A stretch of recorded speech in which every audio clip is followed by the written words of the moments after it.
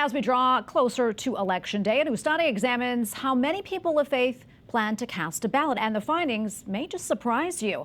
According to Arizona Christian University, just 51% of people of faith are expected to vote in this year's presidential election, and 52% said they felt their vote would not make a difference. The most common reason for not voting, 68% of people polled said they had a lack of interest in politics and elections. 57% said they disliked the major candidates, and nearly half think the election results will be manipulated.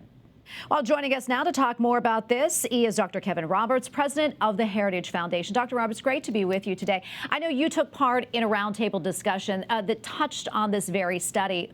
Were you at all surprised by the results?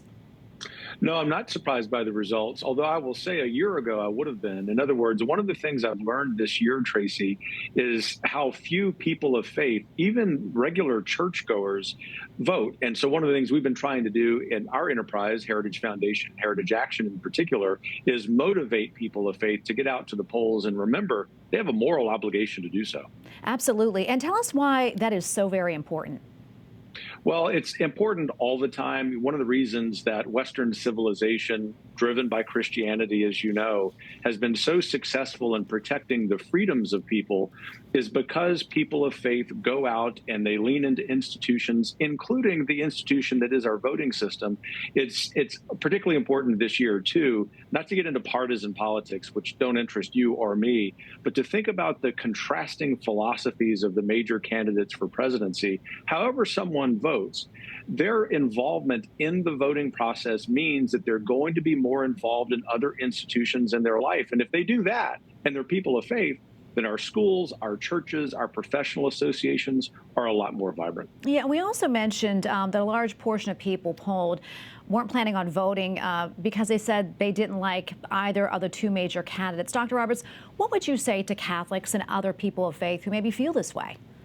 I've spoken to a lot of Catholics and a lot of Christians who have felt that way. And I've, number one, told them, study the issues. And when you study the issues that are particularly important to us as people of faith, the life issue, the health of the family, religious liberty, the vice president's policy record on that, I'm just speaking about her official office and her policy record the last 3.5 years, is deplorable. It really is. And so as people of faith, we have to weigh that policy record and put it into the future and understand that if she were to win, that we are going to see threats to religious liberty. We're going to see threats to our ability to worship. We will continue to pray for her as the President of the United States, obviously, but we really do need to consider that in the next days, particularly if there are Catholics and other Christians who are thinking they might just stay home.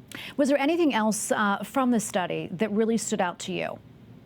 Well, one of the things about the study that I think is striking to me is that we have an amazing distrust of institutions, including among us as people of faith. And one of the ways that we can correct that, although it's going to take a generation, is to make sure that we're doing things like voting, we're talking to neighbors, we're actually engaged in civil discourse, even if we might have differences of opinion. If we can recapture that, Tracy, particularly as people of faith, then I'm very optimistic about the future of America.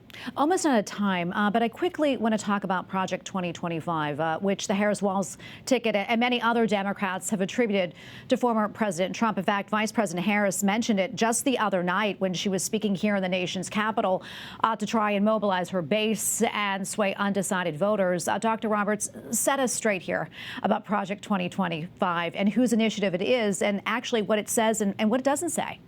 Sure. Well, this is something Heritage has done since 1980 for whoever the winner would have been, in that case, President Reagan, as you know.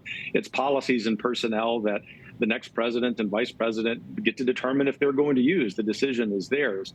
But the second thing is, and it gets into the sort of political season we're in, Tracy, the vice president can't run on her record because she's opened the border, she's wrecked the economy, she's undermined religious liberty. And so she has to run by mischaracterizing the work of the entire center right of the United States. And ultimately, if I were to make a prediction, she's going to be unsuccessful in having done so. And we're always going to do this work because this is the kind of work that think tanks do. Well, Dr. Roberts, great to be with you. Thank you so much. God bless. Thanks for having me.